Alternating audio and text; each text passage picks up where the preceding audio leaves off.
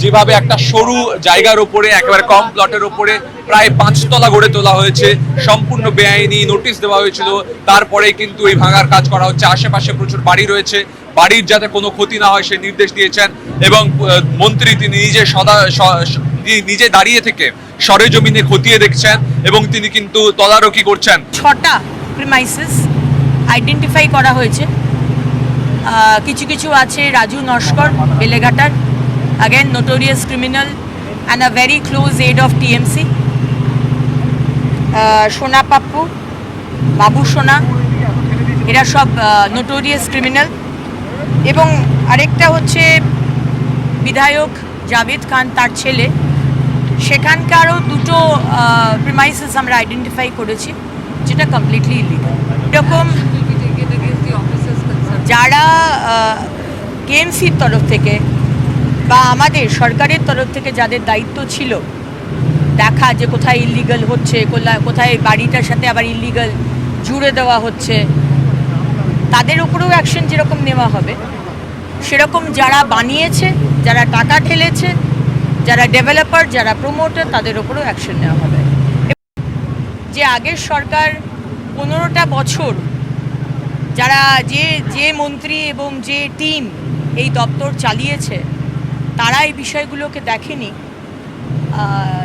বলবো না, দেখেছে, ইগনোর করে গেছে, কম্প্রোমাইজ করে নিয়েছে, ক্যাশ বা কাইন্ডের বিনিময়ে তাদেরও শাস্তি হবে। তিনি যখন এখানে এসেছেন তারপর থেকেই কিন্তু পুরসভার সাথে কন্টিনিউয়াস যোগাযোগে রয়েছেন।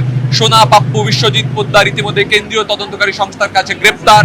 সে যেভাবে একের পর এক এভাবে বেআইনি নির্মাণ বানিয়েছিল, তার সঙ্গে সঙ্গে তোলাবাজি ইত্যাদি কাণ্ডের সঙ্গে সে জড়িত, সেখানে কিন্তু সমূলে বিনাশ করার জন্যই কিন্তু এই বাড়ি, যে বাড়ির সামনে আমরা এই মুহূর্তে দাঁড়িয়ে রয়েছি, যে বাড়ি কিন্তু একেবারে সরু জায়গার উপর কিন্তু 5 তলা বাড়ি, সেই বাড়িকে কিন্তু সম্পূর্ণরূপে ভেঙে ফেলা হচ্ছে। এবং ইতিমধ্যেই কিন্তু এটা আমরা জানলাম যে প্রথমে ফ্লোরগুলোকে ভেঙে দেওয়া হবে, তারপরে পার্টিশন ওয়াল ভাঙা হবে এবং তারপর রূপ থেকে ভাঙতে নামা হবে।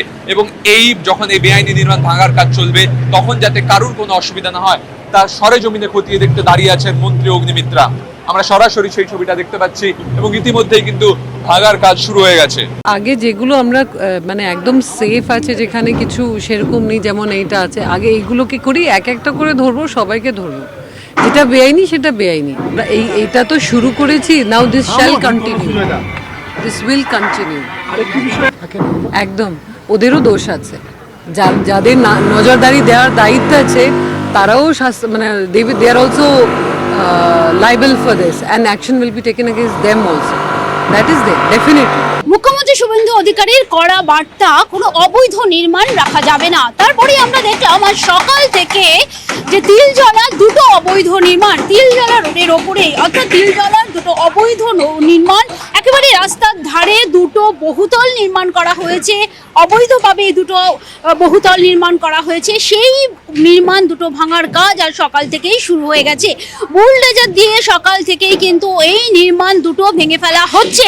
একদিকে যেমন একেবারেই রাস্তা ছোট, অর্থাৎ এত ছোট রাস্তা, এত সরু রাস্তার ওপরে এই দুটি বহুতল এবং দুটি বহুতলই 7 তলা, ফলে অবৈধ এই দুটি বহুতল নিয়ে কিন্তু আগে থেকেই পুরসভার তরফে নোটিশ দেওয়া হয়েছিল, কিন্তু কোনোভাবেই পুরসভার সাথে কেউ যোগাযোগ করেনি। তারপরেই কিন্তু আজ সকাল থেকে বুলডোজার দিয়ে ভেঙে ফেলা হচ্ছে তিলজলার দুটো অবৈধ নির্মাণ। সিআরপিএফ জওয়ানরা তারা এলাকা ঘিরে রেখেছে এবং সিআরপিএফ জওয়ান অর্থাৎ কেন্দ্রীয় বাহিনীর পাশাপাশিও কিন্তু কলকাতা পুলিশের যারা কর্তারা রয়েছেন, কলকাতা পুলিশের আধিকারিকরা তারাও কিন্তু রয়েছেন। সবার উপস্থিতিতে এই অবৈধ নির্মাণ সেটা একেবারেই বুলডোজার দিয়ে ভেঙে ফেলা হচ্ছে।